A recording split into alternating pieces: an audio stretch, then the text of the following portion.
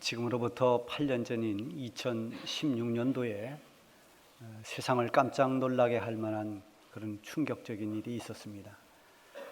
그 당시에 바둑계 1인자가 우리나라의 이세돌 구단이었습니다. 이 이세돌 구단과 AI, 인공지능의 산물인 AI 알파고와의 바둑 대결입니다. 인간과 AI의 대결. 그래서 온 세계 사람들이 관심을 가지고 집중을 했습니다. 과연 누가 이길 것인가? 5번을 대결해서 이제 더 많이 이긴 쪽이 이제 승리를 하게 되는데요. 그 결과는 알파고가 4대1로 이겼습니다. 이 AI 알파고가 인간 이세돌을 이기고 말았습니다. 모두가 충격을 받았습니다. 그동안 이 바둑이라고 하는 것은 인간의 영역이었습니다. 조선시대 화가였던 김홍도의 그림 보면은 거기에 바둑 두는 사람들이 나와요. 그 조선시대도 다 바둑을 두면서 오랜 세월 인간들이 했던 이 바둑이 인공지능에게 지고 말았습니다. 그래서 큰 충격을 받았어요. 이 일이 있고 난 뒤에 알파고 승리 이후에 많은 미래학자들이 과연 인류는 앞으로 어떻게 진행돼 나갈 것인가, 여기에 대해서 많은 예견들을 쏟아냈습니다. 미래학자 가운데 사피엔스라고 하는 유명한 책을 썼던 이 이스라엘의 히브리 대학의 교수였죠. 유발 하라리라고 하는 이 미래학자가 그때 당시에 우리나라 신문에 게재한 게 있습니다. 그걸 그 당시에 제가 스크랩을 해서 보관을 해놨었는데요. 이 유발 하라리가 예언했던 아주 2가지 핵심 요소가 있습니다. 그 하나는 2050년, 그때는 인류의 70억 명이 실업자가 된다. AI가 모든 인간이 하던 일을 대신함으로 해서 직업을 잃어버리고 70억 명이라고 하는 이 많은 사람들이 그저 밥만 축내는 존재가 되고 말 것이다라고 예언했습니다. 그리고 또 하나는 21세기 말이 되면은 그때는 이 인류가 엄청난 혁명에 휘말리게 되는데, 그 혁명은 지금까지 해왔던 국가나 사회를 대상으로 하는 인간 주도적인 혁명이 아니라 그 혁명의 대상이 인류가 된다는 것입니다. 그래서 지금까지 기존의 방식을 가지고 살았던 모든 현생 인류가 사라지게 된다는 거죠. 그래서 인공지능에 밀려서 코너로 밀린 이 인간이 결국 기계와 결합되면서 생물학적인 그런 한계, 그걸 넘어서려고 신적 영역에 도전을 해 간다는 것입니다. 신의 영역으로 이르게 된다는 거죠. 그래서 어떤 살아있는 생물을 만들어내고 또 이 정신적으로 어떤 가상세계나 증강 현실에 접속을 하게 되고 또 매번 이 신체를 계속 재생해서 죽지 않는 그런 어떤 불멸에 도전하게 된다는 것입니다. 자, 이런 인류에 대한 예언이 과연 얼마나 그대로 맞아 떨어질지 그것은 우리는 알지 못합니다. 그러나 분명한 것은 지금 우리 창세기에 나오는 하나님을 향한 도전의 사건이었던 이 바벨탑, 우리도 저 하늘 꼭대기까지 이 탑을 쌓아서 우리의 이름을 내고 우리가 사면에 흩어짐을 면하자 하나님을 도전했던 이 바벨탑 사건과 같은 이 현대의 바벨탑 사건이 지금도 계속 그 바벨탑이 높이 쌓여져 가고 있다는 것입니다. 하나님 앞에서 바벨탑을 쌓는다는 것은 멸망이 가까웠다는 증거이기도 합니다. 실제로 AI의 과학기술은 인간의 영역을 깊숙이 파고 들어왔습니다. 그래서 인간의 삶을 바꾸어 놓고 있는 것이 사실입니다. 이런 과정에서 인간의 사고방식이 달라지고 있습니다. 급격히 가치관도 바뀌어갑니다. 무엇이 옳고 그른지를 가늠할 수 있는 변하지 않는 잣대가 없어졌습니다. 사회 제도가 바뀌고 규범이 달라지고 세대 간의 차이가 극심해지고 이런 급변하는 세상을 살아가는 이 현대의 모든 인간들의 마음속에는 불안함과 두려움이 있습니다. 동시에 이런 시대적 급변하는 이런 시대적인 상황들을 적응하기 위해서 사람들의 마음이 상당히 날카로워지고 냉혹해지기도 하고 살아남기 위한 자기 본능, 자기 어떤 보호 본능이 더 강해질 것이 예견되고 있습니다. 그러나 우리가 아무리 발버둥을 친다고 하더라도 이 거대한 쓰나미처럼 밀려오고 있는 이 세대의 변화 앞에 우리의 힘과 우리 능력만 가지고 맞서서 이기기란 쉽지 않습니다. 어려운 일입니다. 우리는 유한한 존재라는 것을 알아야 됩니다. 하나님께서 나에게 허락한 만큼 이 세상에 살다가 우리는 다시 하나님께로 돌아갈 것입니다. 하나님의 시간은 천년이 하루 같다고 그랬습니다. 그런 하나님의 시각으로 본다면 우리가 이 세상에 존재하는 것은, 우리 생의 길이는 하나의 작은 점에도 지나지 않을 것입니다. 이 짧은 생애를 살면서 우리에게 가장 중요한 것은 무엇인가? 우리가 예수님을 만났다라고 하는 것입니다. 하나님께서 우리를 위해 보내주신 독생자 예수 그리스도를 통해서 믿음으로 구원받았다라는 것은 우리의 생애에 있어서 가장 은혜고 축복인 것입니다. 이 구원받은 성도들은 지금 이 세상에 살아가고 있지만, 이 복잡한 세상을 지금 살고 있지만 우리 소속은 천국입니다. 우리는 하나님께 속한 사람들이고 하나님의 백성으로 이 땅을 지금 살아가고 있는 것입니다. 그러므로 이 변하는 세상이 우리 성도들의 잣대가 되어서는 안 됩니다. 우리가 바라보고 의지하고 따라가야 하는 것은 우리를 구원해 주신 하나님이십니다. 주님이 언제나 우리의 표대가 되시고 주의 말씀이 영원히 변하지 않는 우리의 잣대가 되어야 됩니다. 세상을 기준 삼다 보면 하나님의 뜻을 역행할 수 있습니다. 하나님의 말씀을 잣대 삼으면 그런 일이 없습니다. 하나님의 뜻을 따라가게 됩니다. 세상은 자꾸만 변합니다. 이 세상에서 대단한 것처럼 보이는 것도 세월에 가면 별것 아닌 것이 됩니다. 세상에서 화려했던 것들도 언젠가는 다 시들고 사라집니다. 이사야 40장 8절 말씀에 보면은 풀은 마르고 꽃은 시드나 우리 하나님의 말씀은 영원히 서리라, 이렇게 말씀하고 있죠. 세상의 모든 풀과 꽃 다 시들고 떨어지지만 영원히 변하지 않고 서 있는 것은 하나님의 말씀이라는 것입니다. 그래서 말씀에 붙잡혀 사는 성도, 성령을 체험하고 하나님의 은혜를 깊이 경험한 그 하나님의 섭리와 하나님의 은혜를 확신하는 성도들은 하나님 말씀 앞에서 언제나 아멘하는 자세입니다. 내가 어떤 생각을 하더라도 하나님의 섭리를 깨닫는 순간 내가 가지고 있던 모든 것을 언제라도 하나님 뜻 앞에 다 내려놓을 수 있게 됩니다. 하나님 말씀으로 깨닫고 기도로 응답을 받고 성령으로 인도함을 받는 것입니다. 우리는 지금 벌써 한 해의 끝자락에 와 있습니다. 지금 전국은 매우 어수선하고 불안합니다. 경제 위기, 정치 위기가 너무 심각합니다. 이렇게 복잡한 정황 속에서 우리는 한 해를 보내고 있습니다.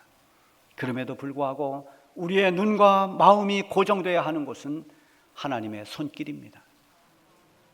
이렇게 혼란함 속에서 나를 여기 이 자리에 있게 하신 하나님을 주목해야 됩니다. 하나님의 말씀이 영원히 변함이 없는 것처럼 우리를 향하신 하나님의 은혜와 하나님의 사랑은 영원토록 변함이 없습니다. 우리가 이달에 부르는 찬양 오 신실하신 주 1절만 부릅니다만 2절 가사는 이렇습니다. 지나온 모든 세월 돌아보아도 그 어느 것 하나 주의 손길 안 미친 것 전혀 없네. 지나온 세월을 돌아보면 주님의 손이 안 미친 것이 하나도 없다는 것이죠. 이것이 우리의 믿음이고 우리의 신앙의 고백이 될 수 있기를 바랍니다. 지나온 한 해를 돌아보면 정말 마음 아픈 일도 있었습니다. 정말 깜짝 놀라고 당황스러웠던 일도 우리는 겪었을 것입니다. 사망의 골짜기 같은 그런 지나고 싶지 않는 그런 시련의 힘겨운 골짜기도 지내온 사람들도 있습니다. 그러나 세상에서 겪는 이 현실적인 상황을 꿰뚫고 믿음의 눈으로 바라보면 내가 지나온 그 아팠던 걸음걸음조차도 거기에 여호와 하나님이 함께 계셨던 것입니다. 오늘 본문 말씀에 보면 예루살렘 성읍의 각 방향으로 출입문이 나오고 있습니다. 북쪽으로 문이 3개 있는데 거기에는 루벤 그리고 유다, 레위 지파의 문이 각각 3개가 있습니다. 동쪽으로도 3개의 문이 있는데 거기에는 요셉 지파와 베냐민 지파 그리고 단 지파의 문이 거기에 있습니다. 남쪽에도 3개의 문이 있습니다. 시므온 지파, 이사갈 지파 그리고 스불론 지파, 이 3지파의 문들이 거기에 있습니다. 그리고 마지막으로 서쪽에도 3개의 문이 있는데 거기에 보면 갓 지파, 아셀 지파 그리고 납달리 지파, 그들의 문이 각각 거기에 있습니다. 이렇게 하나님의 백성들인 12지파, 그들이 드나드는 이 예루살렘 성읍의 출입문을 측량하고 나서 마지막 35절로 에스겔서는 끝이 납니다. 그 35절에 보면 그 사방의 합계는 18,000척이라 그날 후로는 그 성읍의 이름을 여호와 삼마라 하리라. 에스겔 48장, 이게 마지막 절입니다. 여호와 삼마, 여호와 삼마라고 하는 것은 여호와께서 거기에 계시다라는 뜻입니다.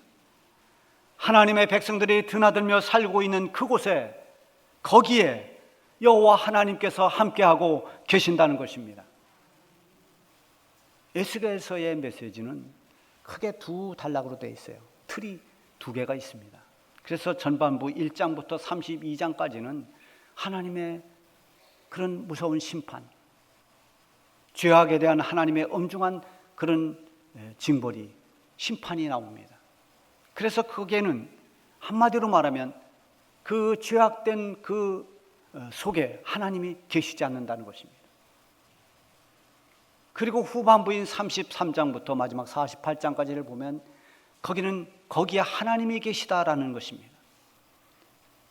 33장 이후에 37장에 보면은 에스겔 골짜기에 바짝 마른 뼈들이 수북히 쌓였습니다.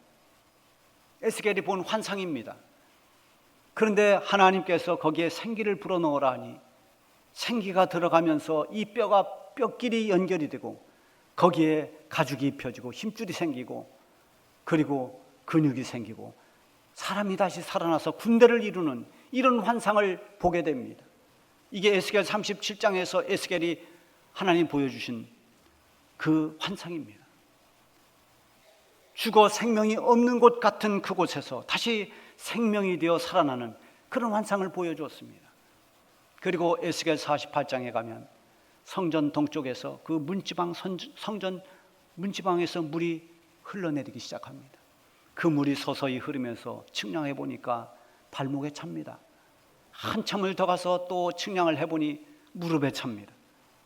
더 가서 측량을 해보니 그때는 옆구리에 찹니다. 또 더 가서 측량을 해보니 그때는 자로 잴 수 없는 강물이 되어버렸습니다. 성전 문지방에서부터 흘러나온 그 물이 강물이 되어 바다로 흘러가는데 그 강 좌우편에 있는 식물들이 온갖 과일들이 풍성히 맺히고 그 잎사귀마저 약재료가 됩니다. 강물이 흘러들어간 그 바다는 살아서 수많은 종류의 고기들이 거기에 살아 돌아다닙니다.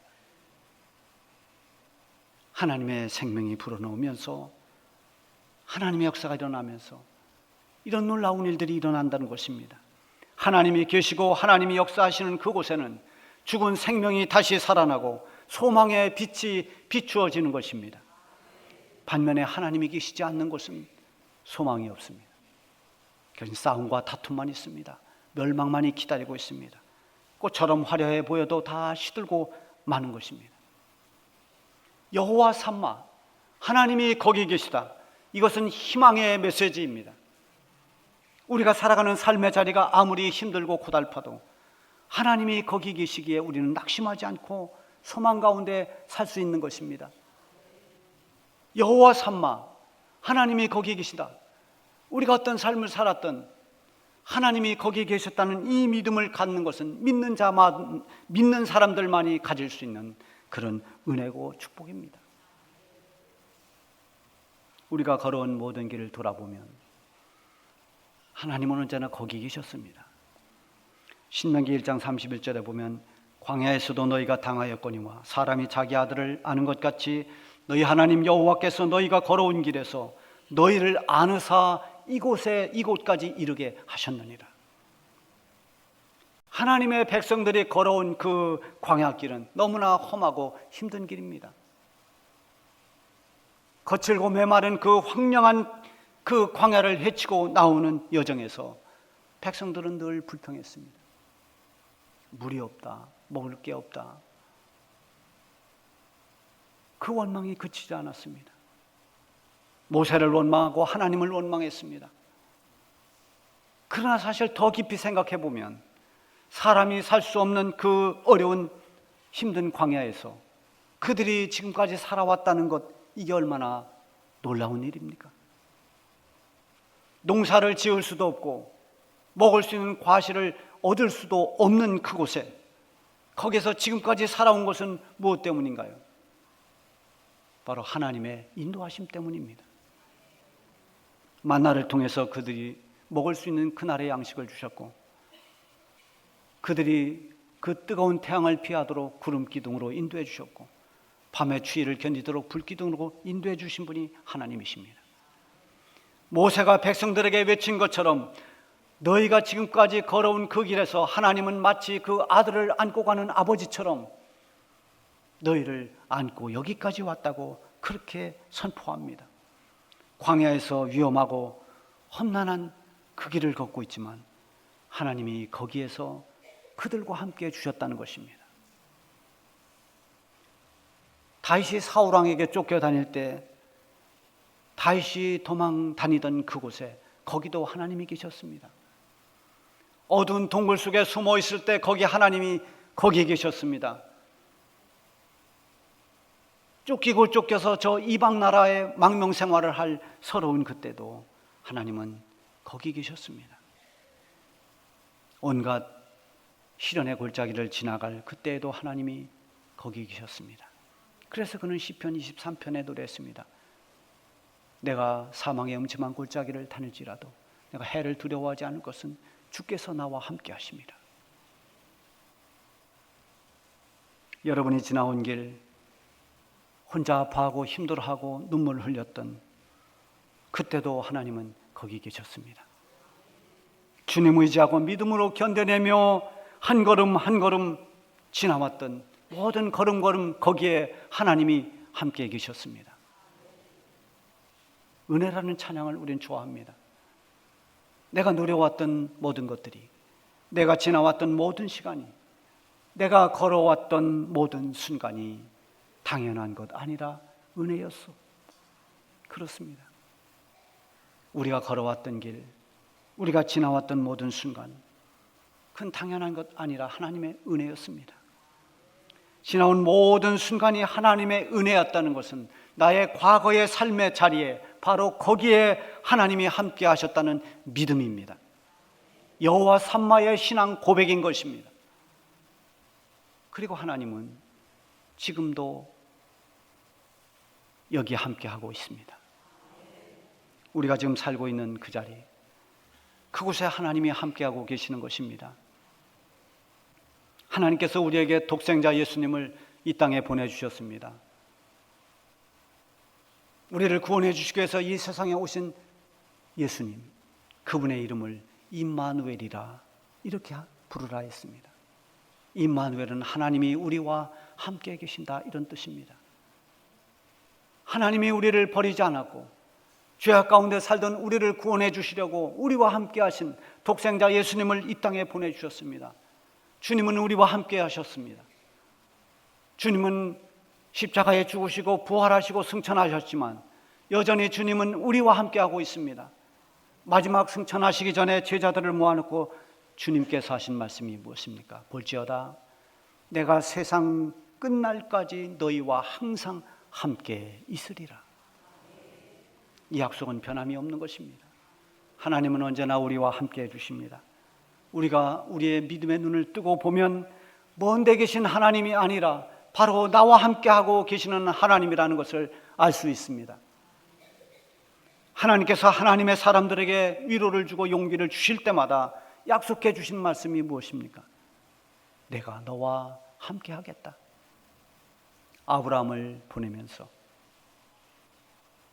모세를 보내면서, 하나님의 선지자들을 보내면서 하나님이 주신 위로의 말씀은 내가 너와 함께 해주겠다.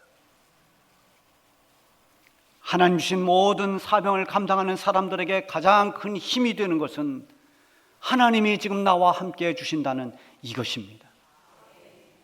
여러분들이 아무리 힘들어도, 여러분들이 지금 걷고 있는 이 믿음의 길이 하나님이 나와 함께 해주신다면 여러분, 우리는 힘이 납니다. 소망이 있습니다. 어려움 이겨낼 수 있습니다. 그래서 우리가 이 세상을 나그네로 살고 있지만 하나님이 함께하고 있다는 것을 잊지 말고 살아야 됩니다. 여러분이 외로운 이곳이 타지라 할지라도, 때로는 우리가 뜻하지 않게 저 두려운 병상에 누워 있을 때라도 하나님은 거기 계시는 것입니다. 여러분이 있는 그곳에 하나님은 항상 거기에 함께 계십니다. 예루살렘 그 성읍 거기에 하나님이 함께 계셨듯이 지금 우리들의 가정에, 우리 교회에 하나님이 함께하고 있는 것입니다. 그리고 하나님은 우리가 살아갈 남은 날들도, 그리고 우리가 돌아갈 본향 천국에서도 영원히 거기 계시는 하나님이십니다. 인간의 불안함 가운데 가장 큰 비중을 차지하는 게 미래에 대한 불확실성입니다. 내일이 어떻게 될지 모르는 이 불안함. 우리는 지금 내일이 어떻게 변할지 알지 모르는 불확실성 시대에 살아가고 있습니다. 그럼에도 불구하고 믿음으로 살아가는 사람들은 우리가 가는 길에 하나님이 함께해 주실 것이라는 확신을 가져야 됩니다. 그래서 우리가 찬송 부르지 않습니까? 나의 갈 길 다 가도록 예수 인도하시니. 내 가는 길에 주님이 인도해 주시면, 내가 어떤 길을 가더라도 주님이 내 길을 인도하시면 그러면 감사한 거 아니겠습니까? 나의 가는 길에 거기 계시는 하나님을 믿고 살아가는 것이 믿음입니다. 내가 어디로 가든지 믿음으로 사는 그곳에는 언제나 하나님이 함께해 주십니다. 뿐만 아니라 우리가 영원히 거할 천국에서도 거기서도 하나님은 우리와 함께 하십니다. 계시록 21장 3절 이하에 보면은 하나님의 장막이 사람들과 함께 있음에 하나님이 그들과 함께 계시리니 그들은 하나님의 백성이 되고 하나님은 친히 그들과 함께 계셔서 하나님과 영원히 함께하는 곳, 그동안 이 세상에서 흘렸던 눈물, 그 모든 눈물을 그 눈에서 닦아주는 곳, 다시 사망이 없고 애통하는 것이나 곡하는 것이나 아픈 것이 다시 있지 않는 그곳이 바로 우리가 갈 천국입니다. 이 땅에서뿐만이 아니라 천국에서도 하나님은 영원히 거기에 계시는 하나님이십니다. 우리가 지금까지 걸어온 길에도, 그리고 지금 우리가 살아가는 이 지금의 삶의 자리에도, 그리고 앞으로 우리가 살아갈 길과 우리가 돌아갈 천국에서도 하나님은 거기 계시는 여호와 삼마 하나님이십니다. 세상은 점점 혼란해지고 복잡해지고 있습니다. 그러나 여호와 삼마 하나님이 나의 하나님이시기에 여러분들이 어깨를 활짝 펴고 나와 함께 해주시는 그 하나님과 당당히 믿음으로 하루하루를 살아내시기를 바랍니다.